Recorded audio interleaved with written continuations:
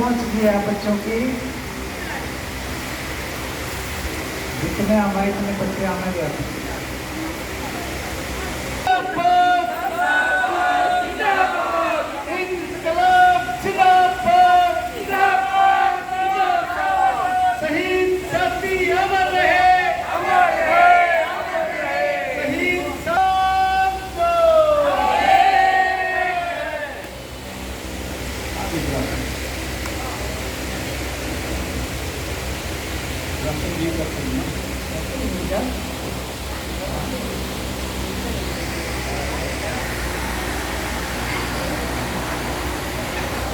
ये बच्चे आए हैं,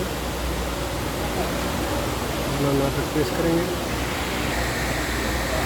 हमारे बीच में सत्यम श्रीवाठी जी वो हमारे बीच में बातचीत रखेंगे।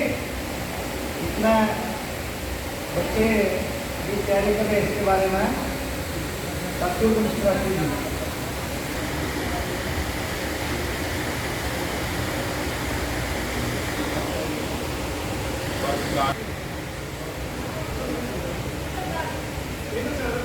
आजाद होने जा रहा था और 1947 की 14 अगस्त को लोग अपने अपने घरों से निकल के पैदल निकल के दिल्ली की ओर कूच कर रहे थे। जैसे ही ये समाचार आया था कि आज रात्रि 12 बजे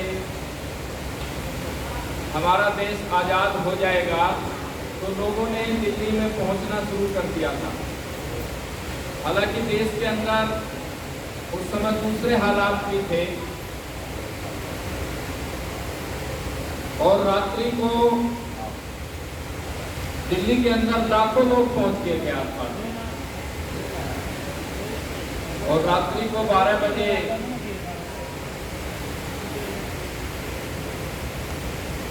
पंडित नेहरू तो उस समय के कार्यवाहक प्रधानमंत्री के तौर पर उन्होंने देश की आज़ादी का पहला ध्वजारोहण किया था और उन्होंने अपना वक्तव्य वहाँ रखा था और हमारा देश आज़ाद हो गया था।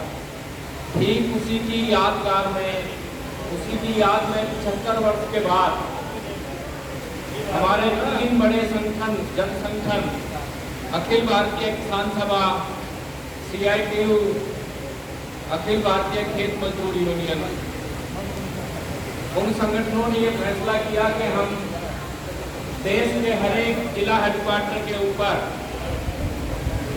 14 अगस्त की रात्रि को महापड़ाव करेंगे और उसकी याद को मनाएंगे। साथियों, देश इस समय जिस तरह के हालात से गुजर रहा है, क्योंकि हमारे जो संविधान या अधिकार या आजादी, लिबर्टी, फ्रीडम हमने हासिल की थी, आज उस आजादी के ऊपर खतरा है। आज उस संविधान के ऊपर खतरा है जो आजाद होने के बाद 26 जनवरी 1950 को हमने अपने देश के अंदर लागू किया था। ये वो संविधान है जो बाबा साहब भीमराव अंबेडकर की अध्यक्षता में जो प्रारूप समिति बनी थी, जिसने इसको तैयार किया था और फिर पूरी संविधान सभा ने इस संविधान को पास किया था। ऐसा नहीं है कि देश के जो आज हालात हैं, उस समय भी कुछ तत्व ऐसे थे जो चाहते थे कि अंग्रेज चाहे इस देश से ना जाएं, परंतु जो शोषित पीड़ित तबके हैं उनके ऊपर जो सामाजिक उत्पीड़न है वो बरकरार रहे। जो विभिन्न धर्मों के अंदर भाईचारा जो हमारे उनकी देन थी, चाहे वो 1857 की का प्रथम स्वतंत्रता संग्राम हो या उससे पहले के या उसके बाद के जो क्रांतिकारी या आजादी की लड़ाई को लड़ने वाले जो आंदोलन थे, उन सभी ने उन सभी आंदोलनों ने एक तरह से देश के अंदर एक भाईचारा कायम किया था। वहां पंडित राम प्रसाद बिस्मिल और अशफाकुल्लाह एक साथ फांसी पर झूले थे। बहुत सारे ऐसे उदाहरण हैं, चाहे वो सुभाष की सेना के अंदर जनरल सहगल ढिल्लो शाहनवाज, जनरल शाहनवाज जिन्होंने लाल किले से फिरंगी झंडा उतार के भारतीय तिरंगा झंडा उसके ऊपर लहरा दिया था अंग्रेजों के शासन के अंदर।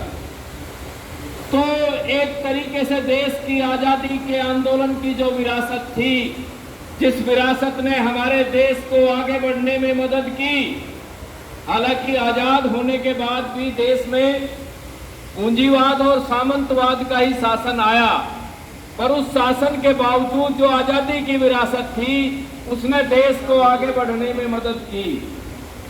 लेकिन अब पिछले काफी लंबे समय से जो देश की आजादी से हमने हासिल किया था, या जो देश के संविधान ने हमें अधिकार दिए थे, चाहे वो शोषित पीड़ित पिछले तबके हों, चाहे महिलाएं हों, चाहे हमारे जो शिक्षा और रोजगार की जो स्थितियां थी, हमारे देश में आजादी जब हम आजाद हुए उतना अन्न भी उत्पादित नहीं होता था कि हम पूरी जनता का पेट भर पाए। लेकिन इसके बाद इस देश की जनता ने अपनी मेहनत के बल पर, इस देश के मजदूरों ने, खेत मजदूरों ने, किसानों ने अपनी मेहनत के बल पर इतने अन्न का उत्पादन किया कि हमारे देश की पूरी जनता को पेट भरने के लिए भोजन उपलब्ध हो गया। हमारे देश की मजदूरों ने इतने, क्योंकि जब हम अंग्रेजों के गुलाम थे तो कपड़ा भी हमारे जनता को पूरा नहीं होता था।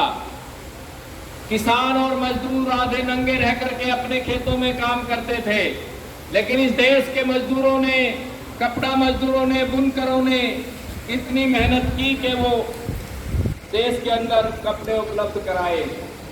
आप ये देख सकते हैं कि बड़ी बड़ी कारों का निर्माण कौन करता है? मजदूर करता है। लेकिन हालांकि उसकी हालत में उस तरह का बड़ा सुधार नहीं हुआ, लेकिन इस सब के बावजूद भी हम देख सकते हैं कि शिक्षा के क्षेत्र में हम आगे बढ़े हैं। यदि हम अपनी 1951 की जो हमारी साक्षरता दर है उसको देखें और 2011 या 2021 में तो जनगणना हो नहीं पाई है, उसकी साक्षरता दर को देखें तो बड़ा परिवर्तन हुआ है। जहां हमारे